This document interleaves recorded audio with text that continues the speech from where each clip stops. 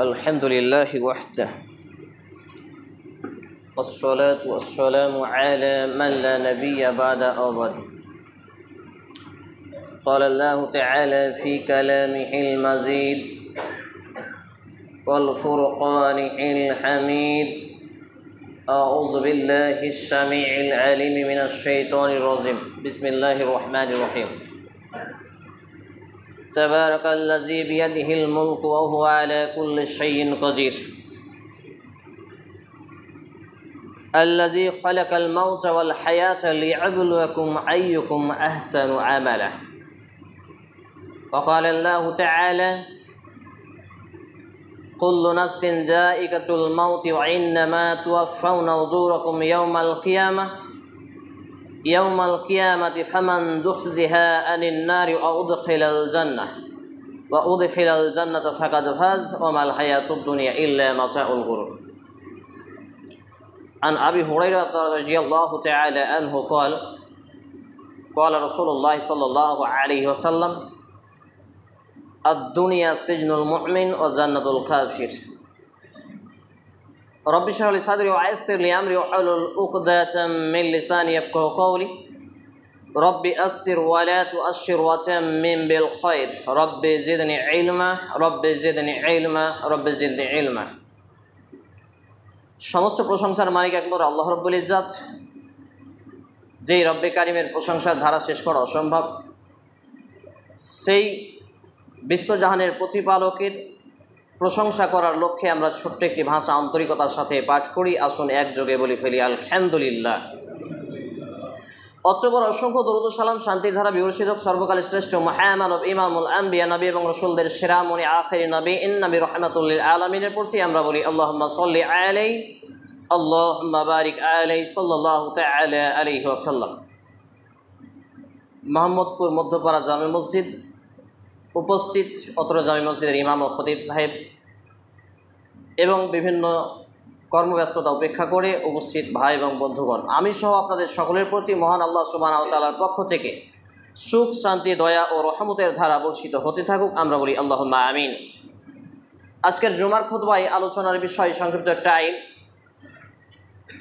আনা তালিবুল ইলম, আমি একজন ইসলামের অযোগ্য নগণ্য ছাত্র হিসাবে, সেটি হচ্ছে মৃত্যু, মরণ বা মৌত। এ বিষয়ের প্রতি পবিত্র কোরআন এবং সেই সুন্দর দৃষ্টিভঙ্গি নিয়ে আমি আমার ছোট্ট মাথা মস্তিষ্ক জ্ঞান দ্বারা কিছু কথা আপনাদের সামনে তুলে ধরার আপ্রাণ প্রচেষ্টা রাখছি ইনশাআল্লাহুল আজিজ। ওমা তৌফিক ইল্লা বিল্লাহ আলাইহি তাওয়াক্কালতু ওয়া ইলাইহি উনীব।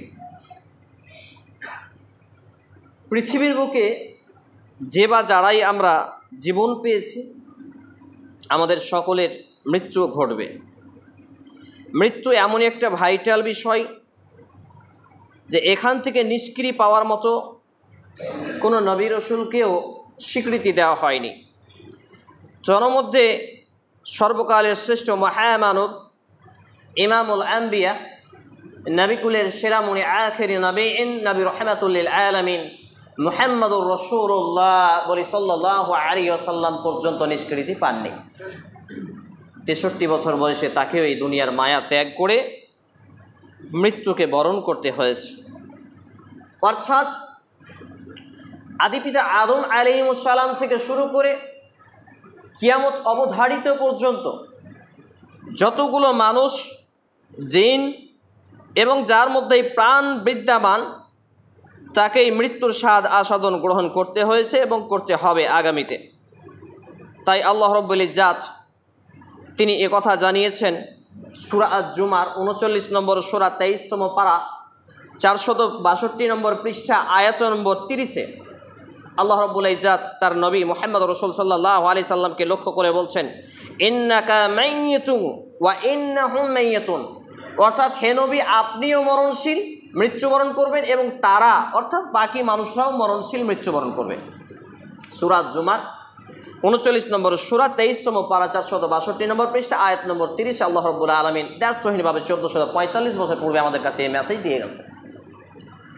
দুর্ভাগ্যজনক ক্রমে আমরা এই পৃথিবীর বুকে বিচরণ করি, চলাফেরা করি, উঠা বসা, লেনদেন, আদান প্রদান, জীবিকা নির্বাহ থেকে এভরিথিং A to Z প্রত্যেকটা সেক্টরে আমরা আমাদের জীবনকে পরিচালনা করি এইভাবে যে মনে হয় যেন আমরা কোনোদিন মরব না। আমরা এভাবে এই দুনিয়ার জীবনে, পার্থিব জীবনে চলাফেরা করি যে মনে হয় যেন আমরা কোনোদিন মৃত্যুবরণ করব না, আমরা চিরদিন বেঁচে থাকব। আমাদের এই বাড়ি গাড়ি, জমি জামা, প্রাসাদ, বিল্ডিং, নির্মাণ, ড্রেস পোশাক, চলাফেরা, খাওয়া দাওয়া, উঠা বসা, প্রত্যেকটা সেক্টরে যদি আমরা একটু করে অনুধাবন করি তাহলে উপলব্ধি করতে পারবো। কিন্তু দুর্ভাগ্যজনক ক্রমে আমাদের পবিত্র কোরআনের ওহিয়ে মাতুলু, ডাইরেক্ট ওহি, সরাসরি ওহি, কিতাবুল্লাহ, আল্লাহর কিতাবের বিসমিল্লাহর বা সেখানে মিনাল জিন্নাতে অন্নাসের সিন পর্যন্ত কোনো অংশের জ্ঞান নেই। অধিকাংশের হাতে গোনা হাজারে হয়তো এক একজন থাকতে পারেন। আবার অনেকে আমাদের মধ্যে হাফেজ সাহেব রয়েছেন, তারা কোরআনকে হিফজ করেছেন, কোরআনকে ধারণ করেছেন। কেউ 30 পারা, কেউ 28 পারা, কেউ 25 পারা, কেউ 20 পারা, এইভাবে। তো এই কোরআনকে ধারণ করার পরেও তারা কোরআনের অর্থ বুঝেন না। লা হাওলা ওয়ালা কুওয়াতা ইল্লা বিল্লাহ। যে কোরআনকে নাজিল করা হলো শুধু তেলাওয়াতের জন্য নয়, বুঝে আমল করার জন্য, জীবনকে পরিচালনা করার জন্য। পাশাপাশি ওহিয়ে মাতলু, ওহিয়ে গায়রে মাতলু, ইনডাইরেক্ট ওহি, যেটা নবী মুহাম্মদ রাসূলুল্লাহ সাল্লাল্লাহু আলাইহি ওয়াসাল্লামে রেখে যাওয়া সুন্নাহ। এই বিষয়ে আমাদের তো জ্ঞান আরও একেবারে নাজেহাল পরিস্থিতিতে। সাধারণ মানুষদের কথা যদি বাদই দিই, আমার মতো যারা এখানে উঠে খুতবা দিই, যারা স্টেজে উঠে মাইক হাতে ধরি, যারা বড় বড় ভাষণ দেয়, তাদের অবস্থাও খুবই জটিলতা পর্যায়ে। বিদাতকে বিদাত বললে রাগ করে, হারামকে হারাম বললে রাগ করে। আমার এলাকায় তো বিড়ি হারাম বলাতে আমার নামে কেস দিয়েছে, কি বলবেন? তো এই হচ্ছে অবস্থা। সম্মানিত উপস্থিতি ভাই এবং বন্ধুগণ, বাবা জীবন, আজকের আলোচনার শিরোনাম সংক্ষিপ্ত টাইমে অযোগ্য ব্যক্তি হিসেবে, শর্ট টাইম, সেটা হচ্ছে মৃত্যু। আমি দ্বিতীয় খুতবার পরে আপনাদের সামনে যে আয়াতে কারিমা ফার্স্ট টাইম পাঠ করেছিলাম, খুবই প্রসিদ্ধ আয়াত, প্রায় মানুষের এটি উপলব্ধি আছে বা স্মরণে আছে, অন্য মুখস্থ না থাকলেও মনে আছে। এটি হচ্ছে সূরা আল মুলক, 67 নম্বর সূরা, 29তম পারা, 562 নম্বর পৃষ্ঠা, আয়াত নম্বর 1 এবং 2। আল্লাহ রাব্বুল ইজ্জাত তিনি বলছেন, তাবারাকাল্লাযী বিয়াদিহিল মুলকু ওয়া হুয়া আলা কুল্লি শাইইন কাদির। পুণ্যময় তিনি, যার হাতে রাজত্ব, তিনি সব কিছুর উপরে সর্বশক্তিমান। সুবহানাল্লাহ। অর্থাৎ আল্লাহ রাব্বুল আলামিন তিনি হচ্ছেন পুণ্যময়, বরকতময়, এবং সমস্ত রাজত্ব ক্ষমতা হচ্ছে তার হাতে। আমাদের যদি এই আয়াতটুকুর প্রতি একটু ঈমান এবং আমল থাকতো, অন্ততপক্ষে আমরা নিজেদের এই বংশীয় পাওয়ার, এই ক্ষমতা, টাকার পাওয়ার, তারপর রাজনৈতিক পাওয়ার, বিভিন্ন আপনার ডিপার্টমেন্টের পাওয়ার, কেউ কেউ মসজিদ কমিটি, কেউ কেউ মাদ্রাসা কমিটি, বিভিন্নভাবে গ্রাম্য সর্দার মরল এক একজন এক একটা পাওয়ার ক্রিয়েট করেন দুর্বল মানুষদের উপরে। অন্ততপক্ষে এই পাওয়ারটা ক্রিয়েট করতাম না। যদি আমাদের এই আয়াতটার প্রতি ধারণা থাকতো, জ্ঞান থাকতো, এইটা নিয়ে একটু কমন সেন্সটা জাগ্রত হতো, তাহলে অন্ততপক্ষে আমরা এটা অ্যাভয়েড করতাম যে আমার উপরে ক্ষমতাবান কে? আল্লাহ রাব্বুল ইজ্জাত। তারপর আল্লাহ সুবহানাহু ওয়া তাআলা তিনি দ্বিতীয় আয়াতে কি বলছেন? আল্লাযী খালাকাল মাউতা ওয়াল হায়াতা লিয়াবলুয়াকুম আইয়ুকুম আহসানু আমালা। এখানে শব্দটা আগে দেখুন, আল্লাহ তাআলা কি বলছেন? আল্লাযী খালাকাল মাউতা ওয়াল হায়াত। আগে আল্লাহ তাআলা কি সৃষ্টি করেছেন? মৃত্যুকে। আল্লাহুস সামাদ। আল্লাহ সুবহানাহু ওয়া তাআলা আগে মৃত্যুকে সৃষ্টি করেছেন, অতঃপর জীবন।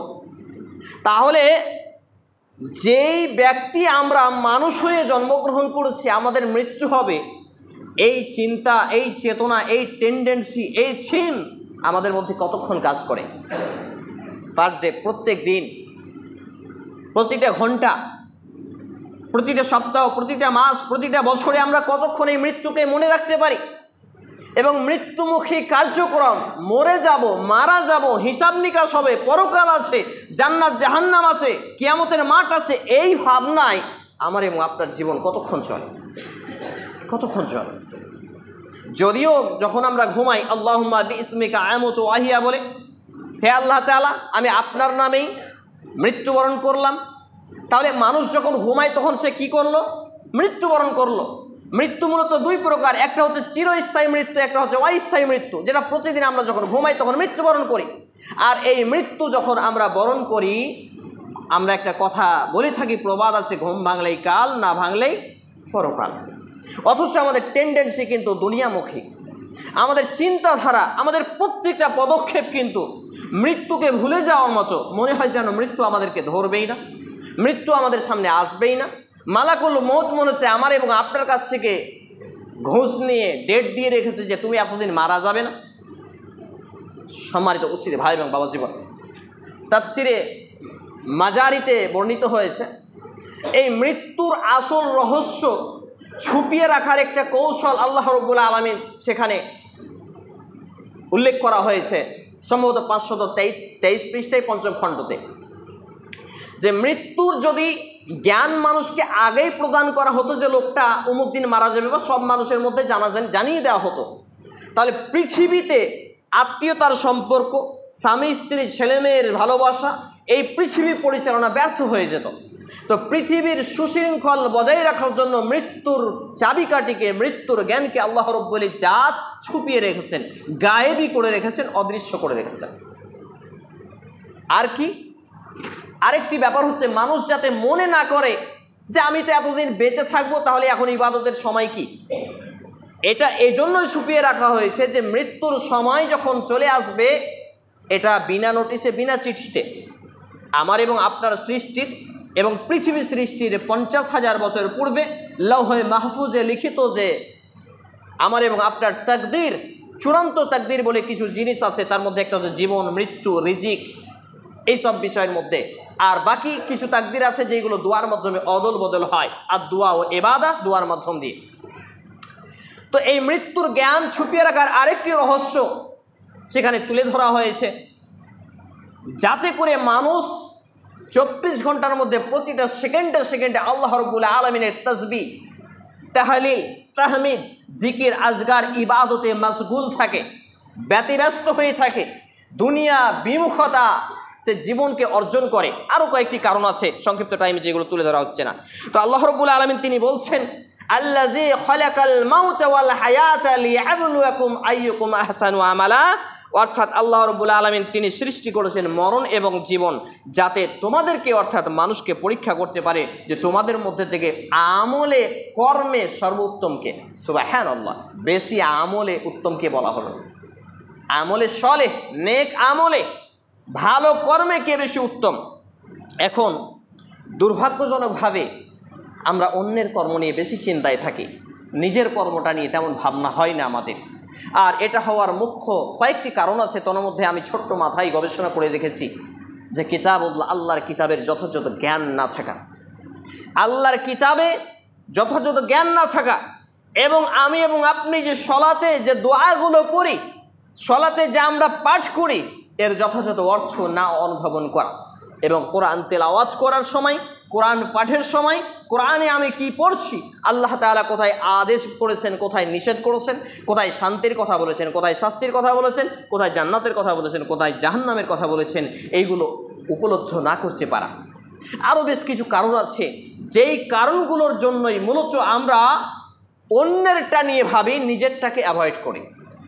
সম্মানিত উপস্থিতি ভাই এবং বাবা জীবন, এরপরে একটা বিষয় আমি এবং আপনি লক্ষ্য করি, সে বিষয়টা খুবই জটিল। জুমার খুতবায় সংক্ষিপ্ত টাইমে বিষয়গুলো খুব ভালোভাবে ফুটিয়ে তুলতে পারবো না, তবেও আমি চেষ্টা করবো ইনশাআল্লাহ তাআলা। এখনই যদি আমার এবং আপনার কাছে মালাকুল মউত চলে আসে, এখনই যদি আমার এবং আপনার কাছে মালাকুল মউত চলে আসে, আমি যে খুতবা দিচ্ছি সেই বাসুদেবপুর এলাকা থেকে এসেছি আপনার এখানে খুতবা দিতে, আমি জিন্দা যাব, স্ববডিতে শরীরে যাব, এর কোনো নিশ্চয়তা গ্যারেন্টি আছে? আপনি এখানে আপনারা যারা উপস্থিত হয়েছে জীবন্ত ফিরে যেতে পারবেন, এর কোনো নিশ্চয়তা আছে? নিশ্চয়তা নেই।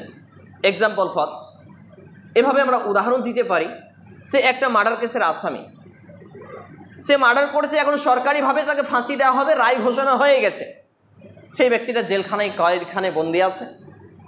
সে আগে যত মাস্তান ছিল, গুন্ডা ছিল, যা কিছু ছিল, এখন আপনি তোকে ঘোষণা হয়েছে তাকে 3 মাস পর তার ফাঁসি হবে, আপনি 3 সপ্তাহ পর তার সাথে একটু মিলিত হন, তার কাছে একটু যান, আপনি 1 চর মেরে দিলে সে পাল্টা একটা চর মারবে না, কারণ জানেন সরকারিভাবে তার ঘোষণা হয়েছে সে মারা যাবে। কিন্তু আমার এবং আপনার মালাকুল মউত এই 3 মাস পর্যন্ত যাবে, 3 মাস পর্যন্ত জীবিত থাকবো, এর কোনো নিশ্চয়তা আছে? তাহলে একজন কয়েদিখানায় বন্দী ব্যক্তি, সরকারি আইন থেকে তাকে সাজাপ্রাপ্ত, ফাঁসি ঘোষণা করা হলো, বলেই তার চলাফেরা, আচার আচরণ, কৃষ্টি, কালচার, ব্যবহার, আখলাক সব কিছু পরিবর্তন করছে। এমনকি অনেক ব্যক্তিকে দেখেছে জেলখানায় গিয়ে দাঁড়িয়ে রেখেছে, অনেক ব্যক্তিকে দেখেছে জেলখানায় গিয়ে সে নামাজি হয়েছে, সে মদ পান করতো তা ছেড়েছে, অন্যায় অপকর্ম ছেড়েছে। কিন্তু আমার এবং আপনার কাছে নোটিশ ছাড়াই মালাকুল মউত যে কোনো মুহূর্তে চলে আসতে পারে, তাহলে আমার এবং আপনার প্রস্তুতিটা তার থেকেও কি বেশি সক্রিয় হওয়া উচিত নয়? তার থেকে কি একটু স্বচ্ছ সুন্দর আমল নিয়ে এই জীবনকে গঠন করা উচিত নয়? যুবক ভাইরা মনে করে এই তো তুমি যৌবন পেলে, আসলে মূলত এটা শয়তান সুসুরির এই মনের মধ্যে থেকে, এই তো যৌবন পেলে, এখন দাঁড়িয়ে রাখবা, এখন তো মজমাস্তি করার সময়, দুটা চারটা গার্লফ্রেন্ড রাখো, হাই হ্যালো করো, চ্যাট করো, মেসেঞ্জারে করো, ফেসবুকে করো, ইউটিউবে করো, বিভিন্ন জায়গায় সোশ্যাল মিডিয়ায় লেগেই থাকো, তোমার এখনো সময় অনেক আছে। এই করতে করতে শত শত যুবক কবর পথের যাত্রী হয়নি? অসংখ্য যুবক পৃথিবীর মায়া ত্যাগ করে না? আমাদের আত্মীয় স্বজন থেকে মারা যায় না? গতকালকে সন্ধ্যাবেলায় এশার সলাতের একটু পূর্বে একজন ভাই তার ভাইয়ের ছবি দেখালেন আমাকে, আল্লাহুস সামাদ। আমি নিজেকে ধরে রাখতে পারছিলাম না। উড়িষ্যায় একটা জায়গায় কাজে গিয়ে 11,000 কারেন্টে ধরে নিয়েছে। হাতা ফেলতে গিয়ে লোক আছে, পাওয়ার হাউসে গিয়ে লোক আছেই, পুরো হাত চলে গেছে, পুরো পা চলে গেছে, তার হাত এবং পায়ে পোকা হয়েছে, সেইগুলো কেটে কেটে ফেলছে। কি একটু মনের মধ্যে কিছু নাড়া দেয় না? আমার আপনার এটা হবে না, এর কোনো নিশ্চয়তা আছে? সেই ব্যক্তিটা এই ঘটনার পূর্বে পর্যন্ত উপলব্ধি করতে পারেনি আমার এই ঘটনা ঘটবে। অনেক ব্যক্তি রাস্তায় চলতে চলতে অ্যাক্সিডেন্ট হয়ে মারা যাচ্ছে। 4 তলা থেকে একজন ব্যক্তি পড়ে গেল, মরলো না। রাস্তায় হাঁটতে হাঁটতে একটা লোক চলতে গিয়ে পড়ে গেল, মারা গেল। খেতে বসে গলায় ভাত আটকে মারা গেল। তাহলে যে কোনো মুহূর্তে মানুষের মৃত্যু অবধারিত। অথচ এই মৃত্যু নিয়ে আমার এবং আপনার চিন্তাধারা এতটাই আত্মভোলা যে আমরা দুনিয়াকে রঙিন চোখে দেখতে শুরু করেছি। এই মৃত্যুর জ্ঞান আমরা ভুলে গিয়েছি, এই মৃত্যুর জ্ঞান আমরা অর্জন করতে পারিনি। শুধু কি তাই, সম্মানিত উপস্থিতি ভাই এবং বন্ধুগণ, আমরা দুনিয়া অর্জনের এই প্রতিযোগিতা এতটা ব্যতিব্যস্ত হয়ে থাকি, দুনিয়ায় আমরা সাফল্য খুঁজতে যাই।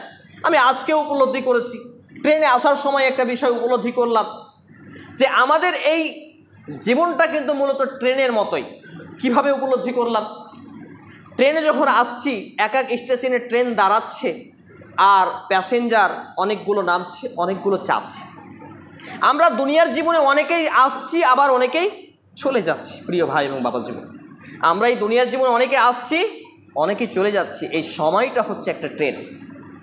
অনেকেই জন্ম হচ্ছে, ভূমিষ্ঠ হয়ে আসছে।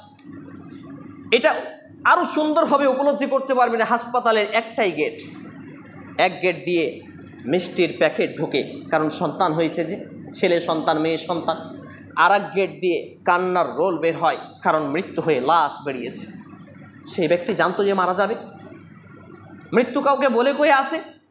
প্রিয় ভাই এবং বাবা জীবন, তো এই হচ্ছে মৃত্যু। আর এই মৃত্যু তার ধারাবাহিকতা বজায় রেখেছে মালাকুল মউত, যাকে আমরা আজরাইল বলে জানি। আজরাইল শব্দটি কোরআন এবং হাদিসের ভাষা নয়, মালাকুল মউত। তো এই মালাকুল মউত আল্লাহ রাব্বুল আলামিনের কাছে আদেশ প্রাপ্ত হয়েছেন। যখন 50,000 বছর পূর্বে পৃথিবী সৃষ্টির তাকদীরকে লিপিবদ্ধ করে দেওয়া হয়েছে লৌহে মাহফুজে, তখন মালাকুল মউতের যখন কাজ কর্ম সম্পাদনের সময় হয়ে আসে, আল্লামা সানাউল্লাহ পানিপথী রাহিমাহুল্লাহ তাফসিরে মাজারিতে নিয়ে এসছেন ঘটনাটি, যে ব্যক্তি যদি ইমানদার হয়, তার কাছে 500 জন ফেরেশতা, রহমতের ফেরেশতা আগমন করে, খুশবুময় রুমাল, সুগন্ধিময় ব্যবস্থা নিয়ে, এবং এসে তাকে বলে, সূরা আল ফাজরের সেই গুরুত্বপূর্ণ আয়াতটি, এত চমৎকার আয়াত, ইয়া আইয়ুহান নাফসুল মুতমাইন্নাহ ইরজিই ইলা রাব্বিকা রাদিয়াতাম মারদিয়াহ ফাদখুলি ফি ইবাদি ওয়াদখুলি জান্নাতি। সুবহানাল্লাহ। এটি হচ্ছে সূরা আল ফজর 30তম পারা 599 নম্বর পৃষ্ঠা, আয়াত নম্বর 27 থেকে শুরু করে 30 পর্যন্ত। আল্লাহ রাব্বুল আলামিন আদেশ করেছেন কি, যে যখন মালাকুল মউত আগমন করে 500 জন ফেরেশতার দলবল নিয়ে, মুমিন ব্যক্তি যখন তার দুনিয়া থেকে বিদায়ের পালা পড়ে, কেউ কেউ তাফসীরকারকদের মধ্যে এই আয়াতের ব্যাখ্যা নিয়েছে, বলেছেন যে 40 দিন আগে পর্যন্ত ইনফর্ম করা হয় মুমিন ব্যক্তি তার জীবনকে পরিচালনা করে একেবারে দুনিয়া বিমুখতা নিয়ে। দুনিয়ার কোনো কিছু স্বাদ লাগে না, আগের মতো হাসি খেলি থাকে না, মানুষকে শুধু ভালো কথা বলে, কোনো খারাপ কাজে জড়িত হতে হয় না, একাকী। বাপ মা যদি টর্চার করে, বকে, বন্ধুবান্ধব অন্য কিছু বলে, তবুও তর্কে লিপ্ত হতে যায় না। তার চলাফেরাটা এমন ধাঁচে পরিবর্তন হয়ে যায় যেন সে দুনিয়ার কোনো সদস্যই নয়, কারণ সে উপলব্ধি করতে পারছে এখন সে দুনিয়া থেকে চলে যাবে। যদিও কয়েকটি মত আছে, তার মধ্যে এটি একটি মত। সম্মানিত উপস্থিতি ভাই এবং বাবা জীবন, এবারে মালাকুল মউত চলে আসে। এবার তাকে বলে, ইয়া আইয়াতুহান নাফসুল মুতমাইন্নাহ, হে প্রশান্ত আত্মা, হে পবিত্র আত্মা, তুমি বেরিয়ে আসো। ইরজি ইলা রাব্বিকা রাদিয়াতাম মারজিয়া, তোমার রবের পালনকর্তার সন্তুষ্টির দিকে ফিরে এসো। সুবহানাল্লাহ। তারপর বলা হয় কি, ফাদখুলি ফি ইবাদি আদখুলি জান্নাতি, অতঃপর তুমি আমার বান্দাদের অন্তর্ভুক্ত হয়ে যাও। অদখুলি জান্নাতি, আর জান্নাতে প্রবেশ করো। বলি সুবহানাল্লাহ। একজন মুমিন ব্যক্তির মৃত্যু, ইকবাল কিলানি রাহমাহুল্লাহ ইসবাতু আযাবিল কবর গ্রন্থে নিয়ে এসেছেন। যখন মুমিন ব্যক্তির মৃত্যু ঘনিয়ে আসে, তার মৃত্যুটা এত আসান হয়, একটা বালতি বা কলসি বা আর কিছু পাত্র থেকে এক বালতি বা এক কলসি পানি যখন আমরা উল্টে দিই, কত সহজে গড়িয়ে যায়। মুমিন ব্যক্তির যখন আত্মাখানাকে কবজ করা হবে, সুগন্ধিময় রহমতের ফেরেশতা দ্বারা তাকে ঘিরে থাকবে 500 জন ফেরেশতা এবং মালাকুল মউত সহ, এবং সুগন্ধ খুশবুময় মিসকে আম্বারের থেকে খুশবুময় রুমাল দিয়ে তখন তার আত্মাটা সুন্দর হয়ে বেরিয়ে চলে আসবে অনাহাসে। ব্যক্তি যদি কাফের, বেদিন, বেঈমান, নাস্তিক, মুরতাদ, বেনামাজি, সুদখোর, ঘুষখোর, মাতাল, লুচ্চা, লাফাঙ্গা, গুন্ডা, বদমেজাজি আরও কিছু হয় যে দিন ইসলামকে নিয়ে চলেনি, এই ব্যক্তির যখন মৃত্যুর সময় ঘনিয়ে আসবে, তখন সেই ব্যক্তির কাছে আসবেন এই ফেরেশতা 500 জন দলবল সহ মালাকুল মউত, ভয়ঙ্কর রূপ নেই।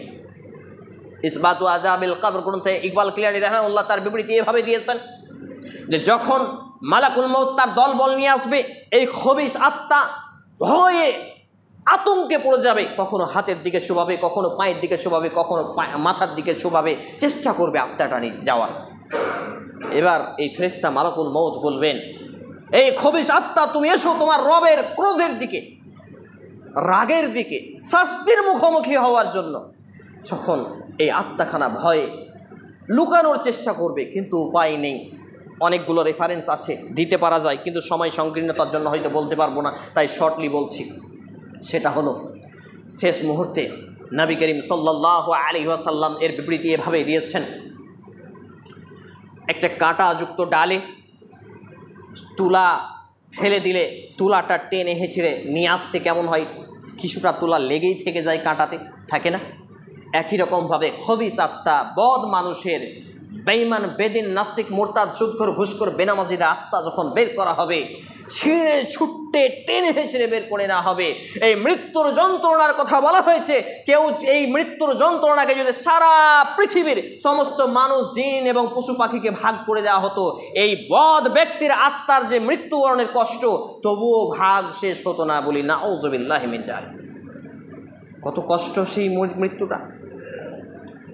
অনেক লম্বা চওড়া ঘটনা আছে প্রিয় ভাই এবং বন্ধুগণ, তবে মৃত্যু চির সত্য, চূড়ান্ত সত্য, অতীব সত্য, নিতান্ত সত্য, এর উপরে আর নেই কোনো সত্য। এই মৃত্যু থেকে আমরা পালায়ন করার চেষ্টা করি, যেটা আদৌ কোনোদিন সম্ভব নয়। অথচ আল্লাহ রাব্বুল আলামিন মৃত্যু থেকে পালায়ন করতে আমাকে আপনাকে বলেননি, বরঞ্চ জাহান্নাম থেকে বাঁচতে বলেছেন। মানুষ চেষ্টা করে মৃত্যু থেকে বাঁচতে, কিন্তু মৃত্যু থেকে বাঁচা সম্ভব নয়, তবে জাহান্নাম থেকে বাঁচা সম্ভব। সূরা আত-তাহরিম 66 নম্বর সূরা 6 নম্বর আয়াত আল্লাহ রাব্বুল ইজ্জাত বলছেন, ইয়া আইয়ুহাল্লাযিনা আমানু, হে ঈমানওয়ালারা, কু আনফুসাকুম, তুমি নিজে বাঁচো, ওয়া আহলিকুম, তোমার পরিবার বাঁচাও, নারা, জাহান্নামের আগুন থেকে। তাহলে মানুষ নিজে বাঁচতে পারে জাহান্নাম থেকে, পরিবারকে বাঁচাতে পারে জাহান্নাম থেকে, তবে নিজে বাঁচতে পারে না মৃত্যু থেকে, পরিবারকে বাঁচাতে পারে না মৃত্যু থেকে। প্রিয় ভাই এবং বাবা জীবন, আমি যে বিষয়টি গুরুত্বপূর্ণভাবে তুলে ধরবো ভাবছিলাম, কিন্তু সময় সুযোগ হয়ে এলো না। তারপরে লাস্ট যে দ্বিতীয় দফায়, দ্বিতীয় যে আয়াতে কারিমে আমি আপনাদের সামনে পাঠ করেছি, সেটি বলে এবং হাদিসটি বলে আলোচনা গুটিয়ে ফেলবো। সেটা হচ্ছে আল্লাহ রাব্বুল ইজ্জাত তিনি বলছেন, এটি রয়েছে সূরা আল ইমরান 3 নম্বর সূরা 4তম পারা 74 নম্বর পৃষ্ঠা আয়াত নম্বর 185-তে আল্লাহ রাব্বুল ইজ্জাত তিনি বলছেন, কুল্লু নাফসিন যায়িকাতুল মাউতি ওয়া ইন্নামা তুওয়াফাউনা উজুরাকুম ইয়াউমাল কিয়ামাতি ফামান যুহজিহা আনিন নারি ওয়া উদখিলাল জান্নাতা ফাকাদ ফাজ ওয়া মাল হায়াতুদ দুনিয়া ইল্লা মাতাউল গুরুর। ভোর 4টা থেকে নিয়ে রাত্রি 10টা, 11টা, 12টা পর্যন্ত আপনার দুনিয়ার পেছনে পরিশ্রম হয়, কিন্তু এই দিনের জন্য মৌলভী সাহেব আমরা তো মূর্খ সূর্খ মানুষ, তেমন কিছু বুঝি না। 5টা মৌলভী 5 রকম বলে, আমরা কোনটা মানব? আপনাকে মূর্খ সূর্খ কে হতে বলেছে ভাই? কে বলেছে? আল্লাহ বলেছে। আল্লাহ তো ইকরা দিয়ে কোরআন নাজিল শুরু করেছেন, মানে প্রথম the first most important topic and subject হিসেবে যেটা রেখেছেন সেটা হচ্ছে ইকরা, পড়ো পারো, রিডিং, এডুকেশন, এডুকেটম, এডুকেয়ার ইত্যাদি। অথচ আমরা সেটাকে অ্যাভয়েড করেছি। তাহলে আপনি মূর্খ থাকছেন, এটা আপনার গাফলতি, আমরা কি করব? ভোর 4টা থেকে নিয়ে রাত্রি 10টা, 11টা, 12টা পর্যন্ত আপনি দুনিয়া অর্জনের প্রতিযোগিতা। ছেলেকে মাস্টার করবেন, ডাক্তার করবেন, ব্যারিস্টার করবেন, ইঞ্জিনিয়ার করবেন, লয়ার করবেন, আরও অন্যান্য কিছু করবেন। অথচ চূড়ান্ত সফলতা আল্লাহ রাব্বুল আলামিন এখানে কি বলছেন? কুল্লু নাফসিন যায়িকাতুল মাউতি ওয়া ইন্নামা তুওয়াফাউনা উজুরাকুম ইয়াউমাল কিয়ামাহ। তোমাদের প্রত্যেক প্রাণের যেদিন বিনাশ ঘটবে, যেদিন পতন ঘটবে, যেদিন মৌত ঘটবে, শুনে রাখো কিয়ামতের দিন। ইন্নামা তুওয়াফাউনা উজুরাকুম ইয়াউমাল কিয়ামাতি ফামান যুহজিহা আনিন নার ওয়া উদখিলাল জান্নাতা ফাকাদ ফাজ। যেই ব্যক্তিকে জাহান্নামের মহা অগ্নিকুণ্ড থেকে বাঁচিয়ে নেওয়া হলো এবং জান্নাতে প্রবেশ করানো হলো, জান্নাতে ঢুকিয়ে দেওয়া হলো, সেই ব্যক্তি হলো চূড়ান্ত সফল। বলি সুবহানাল্লাহ। ওয়া মাল হায়াতুদ দুনিয়া ইল্লা মাতাউল গুরুর। আর এই দুনিয়ার ভোগ বিলাসিতা, যত চাকচিক্যময় জিনিস আছে, এইগুলো কৌতূহল, এইগুলো তুচ্ছ ছাড়া আর কিছুই নয়। সম্মানিত উপস্থিতি ভাই এবং বাবা জীবন, তাহলে আপনি মাস্টারি, ডাক্তারি, প্রফেসর, ব্যারিস্টার, ইঞ্জিনিয়ার, লয়ার হওয়াকে যদি সাফল্য মনে করেন, তাহলে আপনি বুঝবেন যে আপনি এখনো বোকার স্বর্গে বসবাস করছেন। আমাদের সমাজে তো মানুষ মনে করে, আরে ছেলে মেয়ের ভবিষ্যতের জন্য এই করছি, একটু কামাই করছি, সেই করছি। আসলে এটা ভবিষ্যৎ বলে কিছু নয়। আল্লাহ রাব্বুল আলামিনের কাছে সমস্ত কিছু হচ্ছে বর্তমান, আর আমাদের জন্য ভবিষ্যৎ হচ্ছে আখিরাত, পরকাল। পরকাল, দুনিয়াতে আমাদের ভবিষ্যৎ বলে কিছু নেই। আর সফলতা দুনিয়ার জীবনে কিচ্ছু নেই ঈমান আর আমল ছাড়া। ঈমান আর আমল ছাড়া সফলতা পৃথিবীতে আর কিছুই নেই। ঈমান এবং আমলের সহিত মৃত্যুবরণ হচ্ছে চূড়ান্ত সফলতা। সম্মানিত উপস্থিতি ভাই এবং বন্ধুগণ, যে হাদিসটি আমি আপনাদের সামনে পাঠ করেছিলাম, এটি বলেই মূলত আলোচনা গুটিয়ে ফেলতে হবে সময় সংকীর্ণতার ফলে। যে আন আবি হুরায়রা রাদিয়াল্লাহু তাআলা আনহু ক্বালা রাসূলুল্লাহ সাল্লাল্লাহু আলাইহি ওয়াসাল্লাম, বিশ্ববিখ্যাত সাহাবী আবু হুরায়রা রাদিয়াল্লাহু তাআলা আনহু বলছেন, নবী করিম সাল্লাল্লাহু আলাইহি ওয়াসাল্লাম বলেছেন, আদ-দুনিয়া সিজনুল মুমিন ওয়া জান্নাতুল কাফির। এই দুনিয়াটা হচ্ছে মুমিন ব্যক্তির জন্য জেলখানা, কারাগার, বন্দিখানা, কয়েদিখানা। ও জান্নাতুল কাফির, কাফির ব্যক্তির জন্য জান্নাত স্বরূপ। আমাদের একটা স্লোগান আছে, নাস্তিকবাদী স্লোগান, যদিও আজকের প্রায় যুবক জেনারেশন এটা ফলো করে। কি? খাও দাও মাস্তি করো, টাকা পয়সা কামাই করো, দুনিয়াটা মস্ত করো।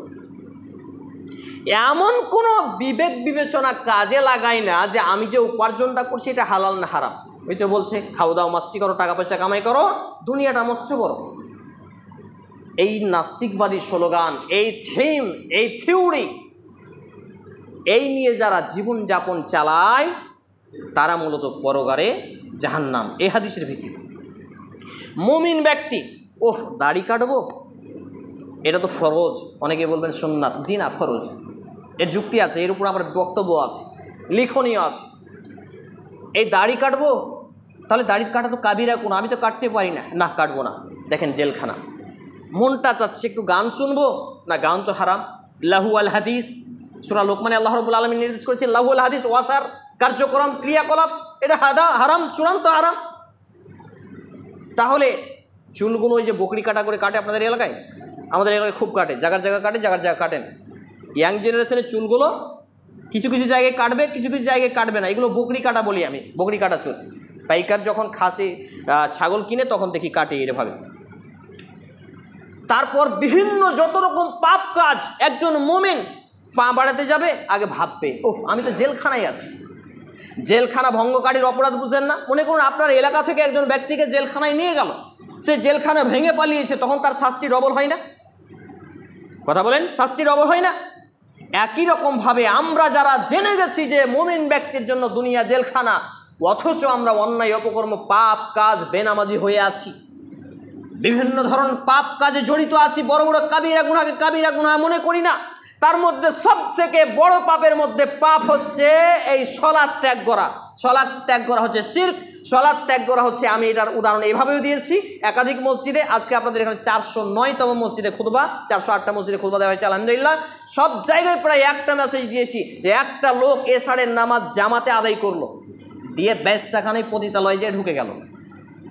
এবার ওখানে পতিতালয়ে গিয়ে আজান শুনেছে ফজরে, দৌড়িয়ে এসছে, বাইকে এসছে ধরেন, আসার পরে গোসল করে আবার মসজিদে এসে জামাতে এসছে, জামাতে হাজির হয়েছে, ফজরের নামাজ পড়েছে।